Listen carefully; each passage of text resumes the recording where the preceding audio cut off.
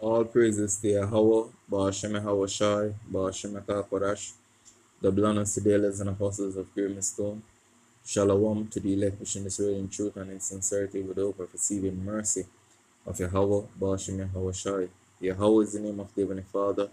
Yahushai is the name of his only begotten Son. The so-called Negroes, Hispanics, and Native Americans are the Israelites according to the prophecies that are written in the scriptures. I want to make it known that the RFID microchip is the MOTB. The serpent juice is the precursor to the MOTB. Yahushai, whom dwell ignorantly called Jesus, is about to make his return upon the earth to deliver his elect and to pour out judgment as it is written. So I want to go straight into this lesson, showing the words of Yahweh Shai are leaping off these pages. And this is going to be a quick video showing you how Obadiah chapter 1 verse 1 to 2 are play out before your eyes. And if you don't have the spirit of understanding, you're not going to perceive what's taking place. Because right now in the landmass of Africa, these African countries are tired of these colonial powers controlling resources, setting up military bases in their country, and they're fighting back. Right now, countries that France did have a Germany over at one point is telling them to go. And this is scriptures fulfilling, because France is ruled by who? Edomites. Just as Europe, America, Canada.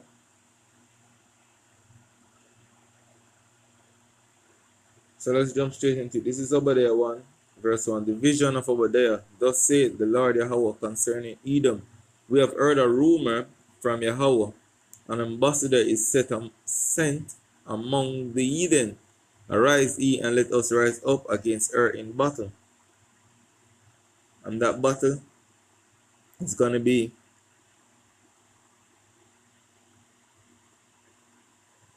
that great battle written about in Revelation. And that's why you have countries around the world are choosing their sides. And majority of these countries in Africa, they are leaning towards Russia. But the prophecy declare a lot of these countries' name that Russia is going to be a guard unto these countries. And we don't want to say Ezekiel 38.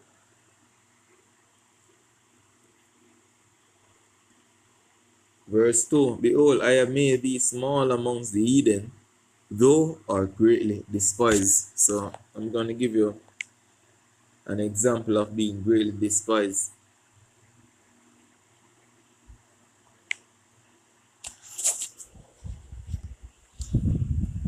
Our next story is about Emmanuel Macron. The French president faces trouble from all sides. The war in Ukraine has hammered Europe. Macron's dreams of leading the continent lie in tatters. His grip on domestic power has weakened because of the poorly thought-out election that he conducted last year.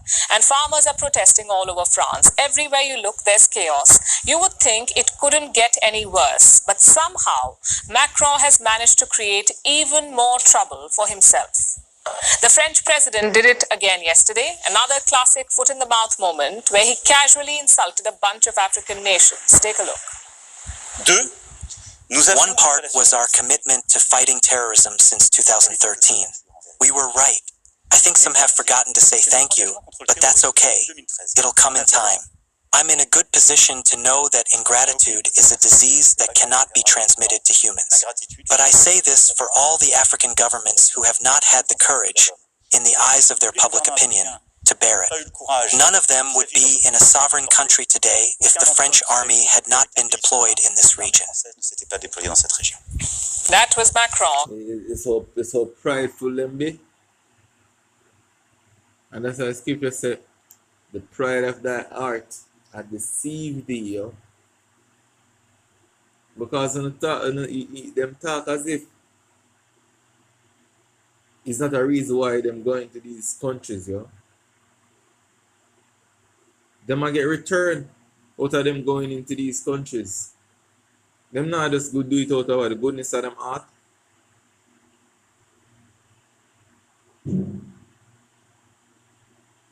Giving a grand foreign policy speech, addressing a gathering of French ambassadors and chalking out the way ahead this year.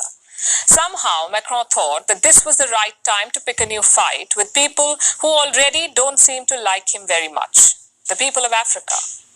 You know that France has been on the back foot in Africa over the past few years. It had military bases all over the continent, mostly in its former colonies in West and Central Africa. French troops have been squatting there for decades, ostensibly to provide security cover. But on their watch, West Africa became a terror hotspot. Boko Haram, the Islamic State West Africa province, the Islamic State Sahel province, Al-Qaeda and its offshoots like the JNIM, all these terror groups have been running rampant in the Sahel region. In former French colonies like Mali, Burkina Faso and Niger, right under the noses of the French troops stationed there. This instability led to multiple military coups in West Africa, in Mali, Burkina Faso and Niger. And the military juntas promptly decided to switch partners. They kicked France out and chose to work with Russia instead. They Done it done. Done it done. Done it done. And that is scriptures, yo. Read Ezekiel 38.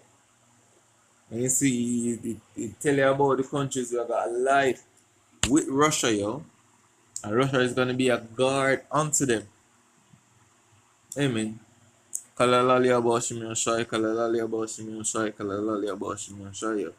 for the understanding in itself. believed that the Russians would be more effective against the terrorists. The decision had a knock-on effect.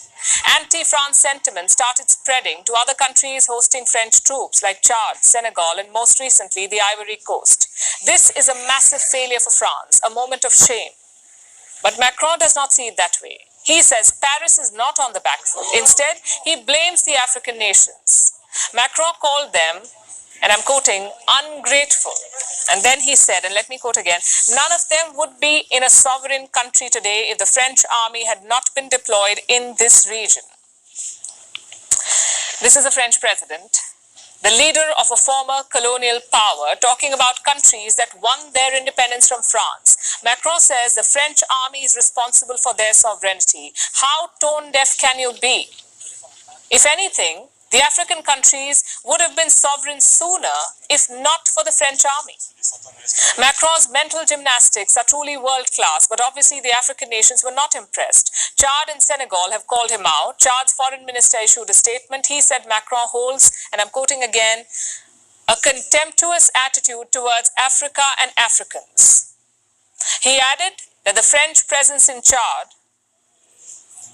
has often been limited to its own strategic interests without any real lasting impact for the development of the Chadian people.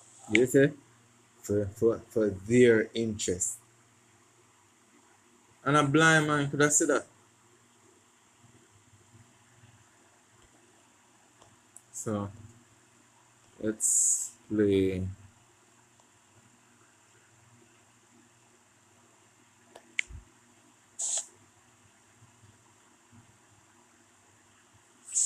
A diplomatic row is brewing between France and another African nation, another former French colony. This time the fight is with Algeria. France is having a meltdown because Algeria is not towing the line. Je veux dire ma stupéfaction. I would like to express my surprise, and I think that we have reached an extremely worrying threshold with Algeria. It is clear that Algeria is seeking to humiliate France. That was the French Interior Minister talking about the recent row that has erupted. It has been dubbed the influencer row or the blogger scandal. France arrested multiple Algerian influencers over the last few weeks. Last Thursday, tried to deport one of them, a 59-year-old blogger who goes by the handle Douolem. Now, the blogger was arrested in Montpellier last Tuesday for posting an inflammatory video. He called for violence against an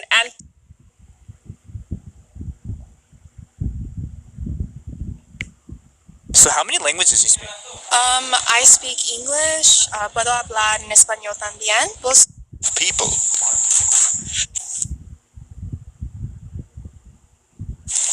Our next story is from Africa, from Côte d'Ivoire in the west. In English, that's the Ivory Coast. The country has a New Year's resolution. It has made a pledge to kick out French troops. That's right, Paris has lost yet another African stronghold.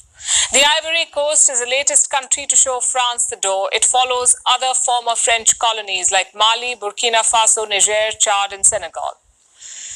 But what has led to this situation? And how will Ivory Coast's move affect French plans? Our next report has the details. So as I say, I was just showing you how the words of Yahweh Shai have come to pass in various ways here. And it won't be just France. It's also other European colonial powers being shown the door. And these are the times that we're in now. So I say, man, this video was going to be quick. It was just some clip that I saw then. The Lord said us, amen. Just press play. So this is the final that I want to say. Kalalal, Yahweh, Bashim Yahweh Shai, Bashim Yahweh Kodash. Shalom.